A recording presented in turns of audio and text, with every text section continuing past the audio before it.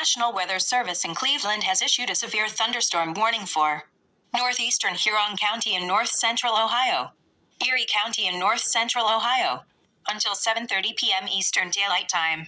At 6:51 p.m. Eastern Daylight Time, a severe thunderstorm was located over Norwalk, moving east at 25 miles per hour. Hazard: 60 miles per hour wind gusts and penny-sized hail. Source: radar indicated.